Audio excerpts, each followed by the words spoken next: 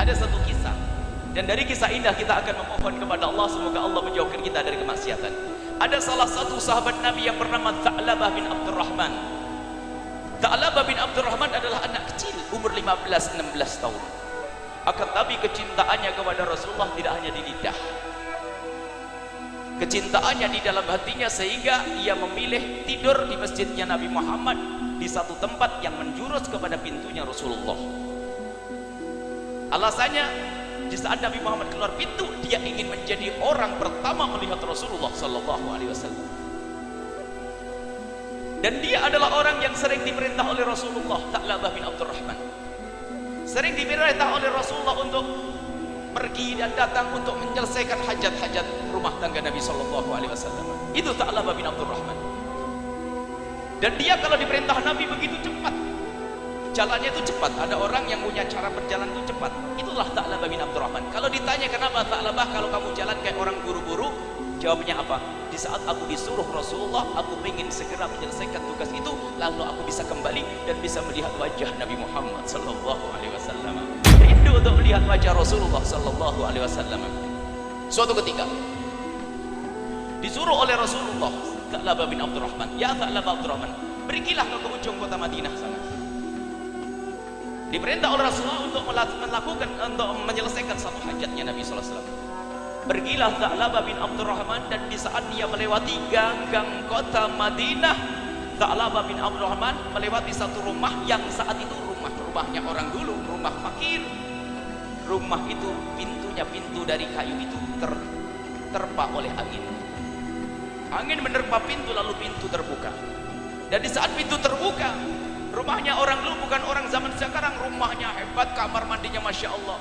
Di saat pintu terbuka, ada satu kamar mandi yang hanya tertutup oleh kain. Karena pintu terbuka, angin menerpa kain, lalu terbukalah kain, dan di balik kain itu ada wanita yang lagi mandi. Tha'labah bin Abdurrahman melihat wanita tersebut. Dia melihat sekali dan mengucapkan astagfirullahaladzim. Ditutup matanya. Kemudian dia mau kembali takut, dan dia berkata, aku diutus oleh Rasulullah melihat yang haram. Sampai dalam riwayat marrah atau marrataini, dia melihat sekali atau dua kali, melihat sekali atau dua kali.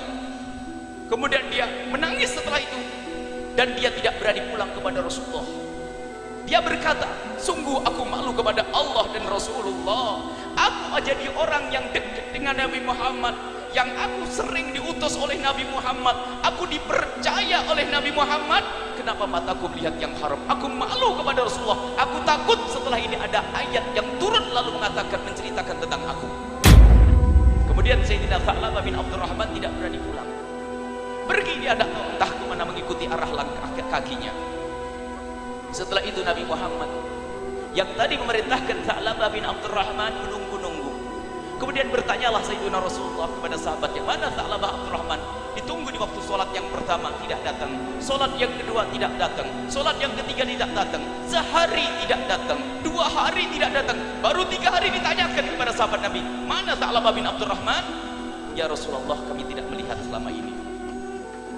Barangkali ada yang melihat di antara kalian. Ya Rasulullah, namanya anak kecil, mungkin dia main kemana. Apa sabda Nabi? Wahai Umar, wahai Umar, wahai Ali, tolong, wahai Umar dan wahai Salman, Sayyidina Umar dan Salman, wahai Umar dan Salman, tolong cari Tha'labah di sekitar kota Madinah ini.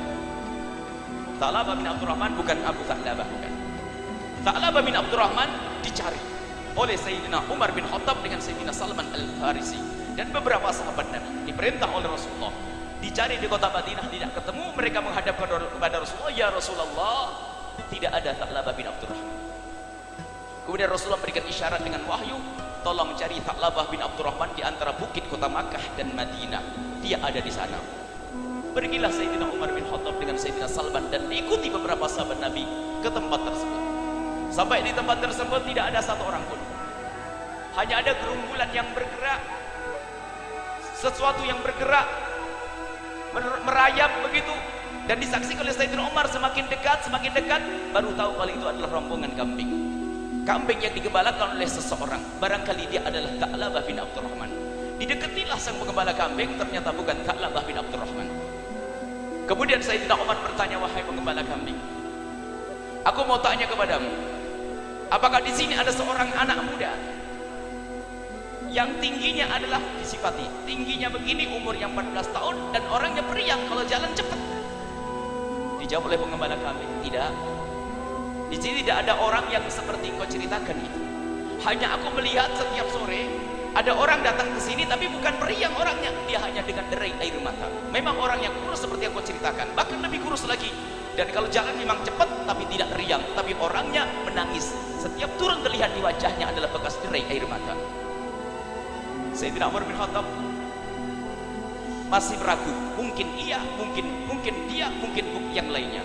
Mungkin iya, mungkin bukan. Karena apa? Kebiasaannya Tha'labah adalah periang. Wajahnya periang karena dengan Nabi Muhammad, tapi kok dia suka nangis? Mungkin juga dia, mungkin juga yang lainnya. Kata Sayyidina Umar, baik, saya tunggu. Aku akan menunggu anak tersebut. Barangkali dia adalah yang aku cari. Kata pengembala kambing, kalau kau nunggu di sini dia tidak akan turun, sebab dia di atas bukit itu. Kalau engkau tunggu di sini dia tidak akan turun karena dia takut dengan manusia. Dia turun di sini hanya karena ada aku. Dia turun, kemudian aku beri segelas susu, kemudian dia naik ke atas. Lalu bagaimana agar aku bisa melihat dia? Kata pengembala kambing, engkau sembunyi di balik bebatuan. Sayyidina Umar dan Sayyidina Salman Al-Farisi sembunyi di balik bebatuan. Di menjelang maghrib turunlah seorang anak muda. Dan setelah turun anak muda tersebut, diperhatikan, akhirnya mendekat kepada pengembala kambing, diberi segelas susu, minum air susu, lalu mau naik, dan Sayyidina Umar buru-buru mengejar. Hei Tha'labah bin Abdurrahman! Kaget Tha'labah bin Abdurrahman. Siapa engkau? Kenapa ada di sini? Siapa engkau? Aku Umar bin Khattab. Karena remang-remang. Umar, kenapa kau kesini? Apakah telah turun wahyu yang mengatakan Tha'labah melakukan dosa besar? Tidak, Tha'labah, aku tidak mengerti itu. Tahu kenapa engkau kesini? Dijawab oleh Sayyidina Umar bin Khattab, karena aku diutus oleh Rasulullah untuk mencari. Tidak, aku malu dengan Rasulullah. Larilah Tha'labah bin Abdurrahman dan dikejar oleh Sayyidina Umar dan Sayyidina Salman. Kemudian dipeganglah anak kecil tersebut. Setelah dipegang, dibawa pulang, dinaikkan di atas kendaraan, dibawa pulang. Di perjalanannya dalam keadaan sakit, terhitung sudah 40 hari di situ. Sampai di rumah, sampai di kota Madinah, Tha'labah semakin parah sakitnya. Dan semakin parah sakitnya, maka oleh Sayyidina Umar tidak langsung dibawa kepada Rasulullah, akan tapi diantarkan kepada ibundanya. Setelah diantarkan ke ibundanya, Sayyidina Umar menghadap kepada Rasulullah, ya Rasulullah, ada Tha'labah bin Abdurrahman sudah kami ketemukan. Di mana sekarang? Ada di rumah ibundanya. Dia sakit, ya Rasulullah. Apakah perlu kami bawa ke sini, ya Rasulullah? Dijawab spontan Rasulullah, tidak, aku yang akan ke sana. Rasulullah datang kepada Tha'labah bin Abdurrahman. Dan di saat mendekat kepada Tha'labah bin Abdurrahman, mengucapkan salam, dijawab oleh Tha'labah bin Abdurrahman. Kemudian setelah itu, diambillah kepala Tha'labah bin Abdurrahman, ditaruh di bangkuannya Rasulullah SAW. Dan di saat kepala Tha'labah di pangkuan Nabi Muhammad, tolong dengar ini, lihat, dengar Tha'labah bin Abdurrahman. Di saat kepalanya ada di pangkuannya Rasulullah, tiba-tiba menggelinding sendiri dan turun, ya Rasulullah, ya Rasulullah, sungguh kepala ini tidak pantas di pangkuanmu yang suci, ya Rasulullah. Sungguh kepala ini tidak pantas di pangkuanmu yang suci, ya Rasulullah. Kemudian turun kepala itu. Kenapa ya Tha'labah? Dinaikkan lagi, turun lagi, dinaik lagi, turun lagi. Ya Tha'labah, ada apa dengan engkau ya Tha'labah? Kemudian Tha'labah bercerita, ya Rasulullah, sungguh aku malu dengan Allah dan denganmu ya Rasulullah. Aku tidak pantas mengaku dekat denganmu ya Rasulullah. Dan tidak pantas kepala ini ada di pangkuanku karena mata ini telah melihat yang haram ya Rasulullah. Engkau melihat apa? Diceritakanlah perjalanan yang waktu di pojok kota Madinah, melihat wanita di kamar mandi hanya sekali dua kali, dan itu pun karena kelambu tersingkap. Kemudian Nabi Muhammad bertanya, apa yang kau inginkan Tha'labah? Aku ingin Allah mengampuniku. Setelah itu, aku ingin kau ridho kepadaku ya Rasulullah. Dijawab Rasulullah, Tha'labah, Allah telah mengampunimu dan aku ridho kepadamu. Kemudian setelah itu apa? Tha'labah berkata, ya Rasulullah, aku merasakan di antara kulit dan badanku ada seperti semut yang merayap. Kemudian Sayyidina Rasulullah berkata, wahai Tha'labah, itu artinya ajalmu sudah dekat. Sebentar lagi kau akan mati, maka ucapkanlah kalimat syahadat. Setelah itu dituntun oleh Rasulullah mengucapkan asyhadu alla ilaha illallah wa asyhadu anna Muhammad Rasulullah. Ditalkin Rasulullah, dan seketika itu Tha'labah bin Abdurrahman wafat.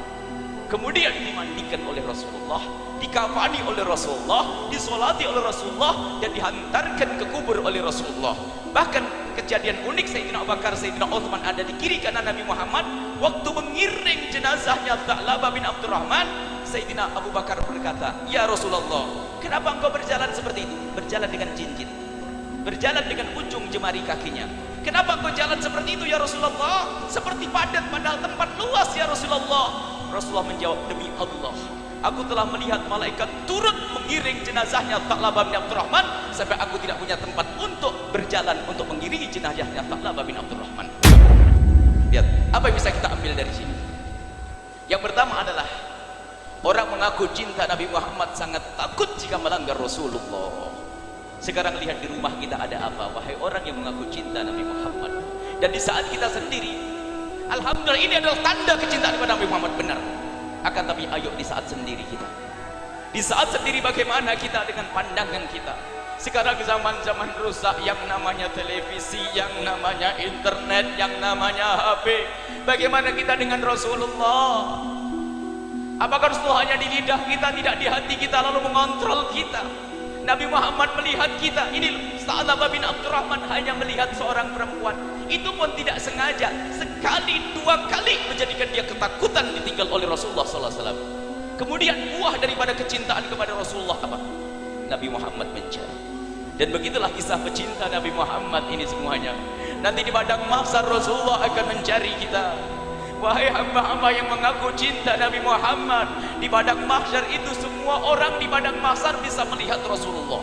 Akan tapi banyak di antara mereka seperti pungguk merindukan bulan.